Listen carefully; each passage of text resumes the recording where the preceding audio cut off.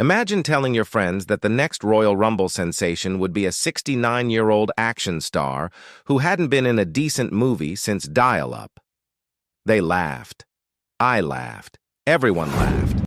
Until the lights dropped, and that familiar silhouette strolled out in a black guy and shades. No music, no catchphrase, just the deadliest stare this side of a blockbuster clearance bin. Here's how Steven Seagal walked into the most unforgiving match in sports entertainment and rewrote the rule book in 7 absurd minutes. January 2022, St. Louis.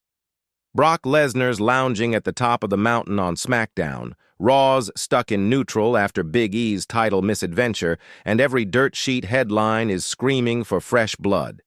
The Rumble's stacked, Seth Rollins drawing number 1, Roman Reigns lurking at 30, and the internet busy arguing if Omos is the next Andre or the next Great Khali. Then the countdown hits 25. The Titantron glitches. A figure in black appears. Michael Cole sounds like he swallowed his headset. Wait, that's Steven Seagal? Corey Graves can't even get a snarky quip out before the dome fills with a half-roar, half-grown cocktail. Twitter implodes, 48-year-old direct-to-DVD legend gassing out in 30 seconds tops. The story writes itself, until it doesn't. Seagal slides under the rope like it's 1991, and he's late to the craft service table. First victim? Austin Theory, all swagger and protein shakes. He flexes, shoots in, and suddenly his wrist is caught. One twist later, Theory's shoulder sounds like microwave popcorn. Over the top he goes, flapping like a scarecrow in a hurricane. Cole's yelling, actual yelling, because Seagal's still holding the same expression you'd use to read a parking ticket. Next up, Madcap Moss, bigger traps, bigger mistake. He charges. Seagal steps aside and hip-tosses him into a wrist lock so smooth it could be a TED Talk. Moss doesn't wait for a pin. He scrambles to the apron and eliminates himself before the joint snaps. 2 eliminations, 0 WWE offense, and the crowd's laughing has turned into that nervous, "Wait, is this real?" buzz. Entrant 27. Damian Priest. He's swinging a nightstick like he's collecting parking fees. Ref takes the stick, but the intimidation's already out there. Priest swings fists. Seagal catches the wrist, rides the elbow, and backbodies Priest over the top like yesterday's trash. Entrant 28, AJ Styles. A wrestling purist versus a martial arts myth. They circle, AJ teases the phenomenal forearm. Seagal catches him mid-air, rolls him to the apron, and one palm strike later, the phenomenal one is gone. Entrant 29. Omos, 7'3" and mad about it. Seagal looks like a collectible figurine until the giant charges. Seagal drops low, sweeps the ankle, and uses the big man's own momentum to flip him over the top like a redwood in a windstorm. The arena erupts. Entrant 30. Roman Reigns, final boss music blaring. By now, Seagal's tossed 6 people in 7 minutes, smashing Diesel's '94 record like it was made of balsa wood. Roman steps in, eyes locked. The crowd's on their feet.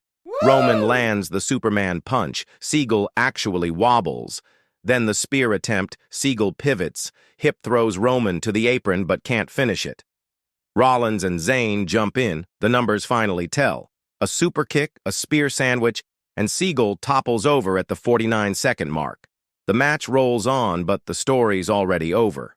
Backstage, Becky Lynch's jaw is on the floor. Drew McIntyre drops an F-bomb so loud they had to bleep it twice. Ringside inventory, 9 broken kendo sticks, 1 snoring cameraman. The post-show presser? Paul Heyman calls it the single most unexpected athletic exhibition in modern wrestling history. TMZ catches Seagal outside the arena signing a kid's Cena wristband, cool as iced tea. Meanwhile, the WWE network crashes harder than a dial-up modem from GIF overload.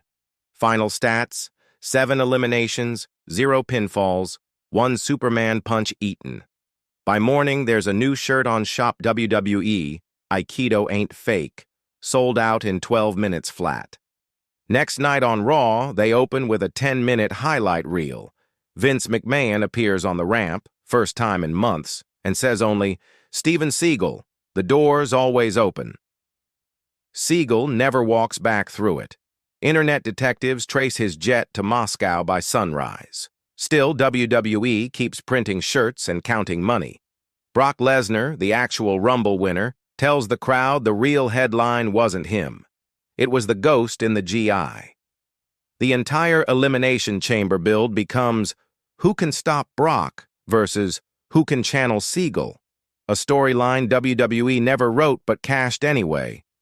Merch numbers leak. Seagal outsells Roman 3-1 for 3 straight weeks. Not a single promo, not a single match, and the guy's the hottest babyface in the company. WrestleMania 38 rolls around and every spot, every ladder crash, every table explosion is measured against, but could they do what Seagal did in 7? Wrestling Twitter invents a new metric.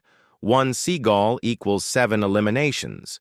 AEW fans chant, "We want Seagal" at Jon Moxley. It trends for 48 hours. A year later, the 2023 Rumble hype package opens with that same black guy silhouette. The man never took a bump off the top rope, never cut a promo, never wrestled again. Yet his one-night cameo becomes the industry's ultimate, "No way, did you see that" moment. Critics are still typing think pieces, fans who were there, still telling the story louder than the music next door. And somewhere in Titan Tower, a dusty, open contract sits in a drawer labeled "just in case."